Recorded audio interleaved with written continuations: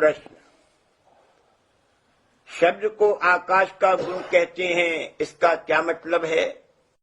उत्तर, इसका मतलब ये है कि शब्द आकाश की जान है।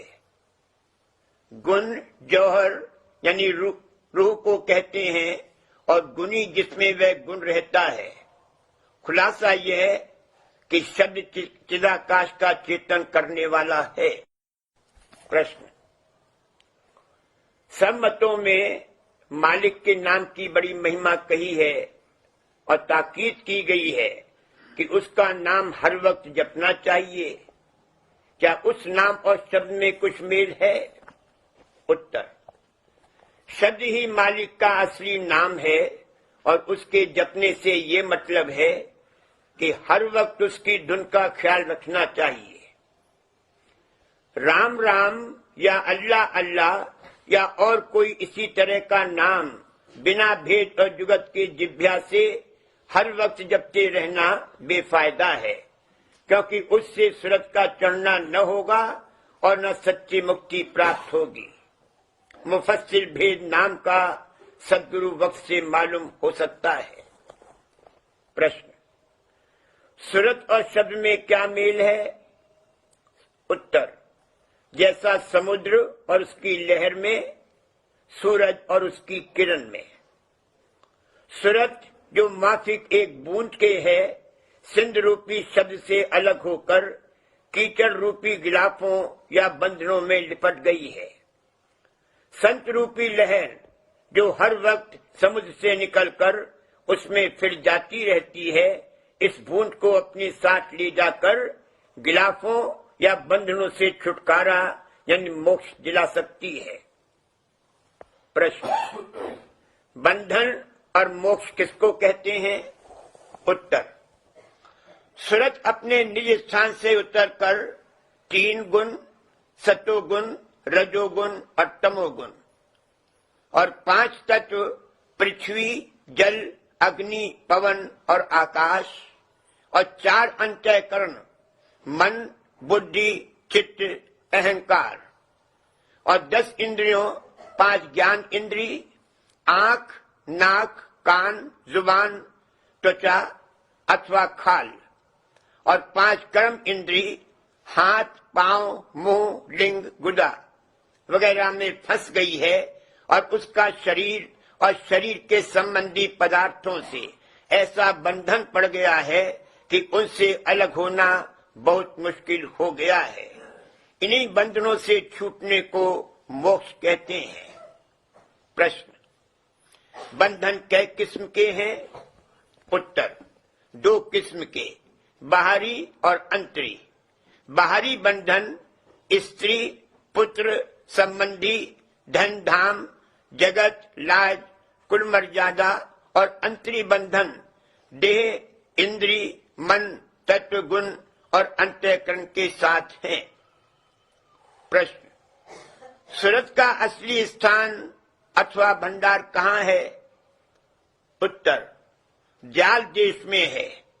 जाल देश से जैसे जैसे सूरत नीचे उतरी है, माया की मिलौनी के सबब से स्थान मुकर्रर हुए हैं। जैसे सूक्ष्म, विशेष सूक्ष्म, अति सूक्ष्म और स्थूल, विशेष स्थूल, अति स्थूल। इस संसार में सूरत अति स्थूल खोलों में गुप्त हो गई है और ये संसार जाल देश से तीसरे दर्जे पर गिना जाता है। प्रश्न, रचना के तीनों दर्जों का हाल बतलाइए। उत्तर, प्रथम जाल देश जहां निर्मल चैतन्य अथवा नूर ही नूर है।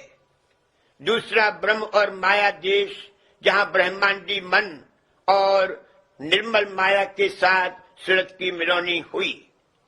तीसरा जीव देश जहां पिंडी मन और स्थूल माया के साथ सूरत की मिलौनी हुई। प्रश्न, माया किसको कहते हैं?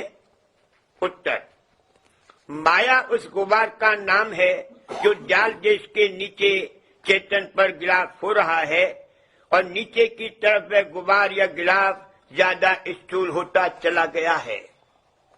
प्रश्न, जिस तरह सूरत नीचे उतरी उसके उतार के स्थान तफसील के साथ बयान कीजिए। उत्तर, सूरत का असली स्थान राधा स्वामी अनामी पद में है।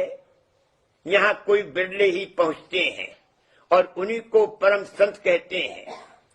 उस जगह से एक मौज उठी और शब्द रूपी धार होकर नीचे उतरी और दो स्थान यानी अगम और अलख में होकर सत्यलोक में आई। ये स्थान महाप्रकाशवान और निर्मल और चैतन्य है। इस स्थान यानी सत्यलोक के पहुंचे हुए को संत और सत्य पुरुष कहते हैं। इन चारों पद को जाल देश कहते हैं और मुसलमान सत्यलोक को खूत कहते हैं। सत्यलोक से दो स्थान भंवर गुफा और महाशून्य छोड़कर शून्य यानी 10वां द्वार है। यहाँ से सूरत ब्रह्मांड और पिंड में फैली। संतों का आत्म पद और फकीरों का मुकाम हाभूत यही है। इस जगह तक सूरत 5 तत्व और 3 गुण और कारण सूक्ष्म और स्थूल शरीर से न्यारी है। पुरुष और प्रकृति इस तरह से प्रकट हुए। इसको पार ब्रह्म पद भी कहते हैं और इस स्थान पर पहुंचे हुए को पूरा साध कहते हैं। शून्य से नीचे त्रिकुटी है जिसको गगन भी कहते हैं। इसी को ब्रह्म, प्रणव और ओम कहते हैं और मुसलमानों ने इसको अर्श अजीम और आलमे लाहूत कहा है। यहाँ से महासूक्ष्म 3 गुण, 5 तत्व और वेदांतिक आसमानी किताब की आवाज और कुल रचना का सूक्ष्म मसाला और निर्मल माया प्रकट हुए। इस स्थान को महाआकाश भी कहते हैं और इस स्थान के मालिक को ब्रह्म और संत ब्रह्मांडी मन और मुसलमान खुदाए अजीम कहते हैं। इसके नीचे सहज जल कमल है। उसको ज्योत निरंजन, शिव शक्ति वगैरह भी कहते हैं और संत मत अथवा राधा स्वामी पंथ में यहाँ से ही साधना पहले कराई जाती है। इसी को संत निजमन कहते हैं। इसी स्थान से सूक्ष्म तत्व शब्द, स्पर्श, रूप, रस, गंध और उसके पीछे स्थूल तत्व आकाश, पवन, अग्नि, जल, पृथ्वी और सूक्ष्म इंद्रियां, प्राण और प्रकृतियां प्रकट हुई। इसी स्थान का प्रतिबिंब या छाया पहले तीसरे तिल में जो आंखों के पीछे मध्य में है और फिर दोनों आंखों में उसकी धार आकर ठहरी हुई है और इसी स्थान यानी सहज जल कमल से चिदाकाश यानी चैतन्य आकाश, जिसको बाजे ज्ञानी ब्रह्म कहते हैं, सारे पिंड अथवा देह में और कुल रचना में जो इस स्थान से नीचे है फैला हुआ है और इसी को व्यापक चैतन्य कहते हैं। यहाँ तक तफसील दर्जों उल्वी यानी आसमानी की खत्म हुई। इसके नीचे 6 स्थान खट चक्र पिंड में इनकी छाया है और उनको सिफली अथवा नीचे के स्थान कहते हैं। पहला चक्र दोनों आंखों के पीछे है जहाँ सूरत का ठहराव है। दूसरा चक्र कंठ यानी गले में है। इस जगह सुपने की रचना जीवात्मा लिंग शरीर की मदद से रचता है।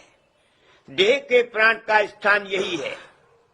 तीसरा चक्र हृदय में है और पिंडी मन का यही स्थान है।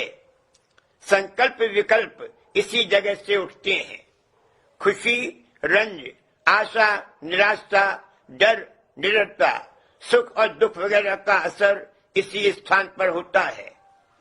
चौथा चक्र नाभि कमल और स्थूल पवन का यही भंडार है। 5वां इंद्रिय चक्र है। इसी स्थान से पैदावारी स्थूल शरीर की है। 6ठा गुदा चक्र है। यह चक्र नाभि की तरफ से प्राणों को खींचकर नीचे के शरीर यानी टांगों, पांव वगैरह को ताकत देता है। ये सब स्थान ऊंचे और नीचे अंतर में हैं। सिफली दर्जे आंखों के नीचे तक खत्म होते हैं। इस वास्ते पिंड की हद आंखों तक है और इसी सबब से इसको नौ द्वार का पसारा भी कहते हैं।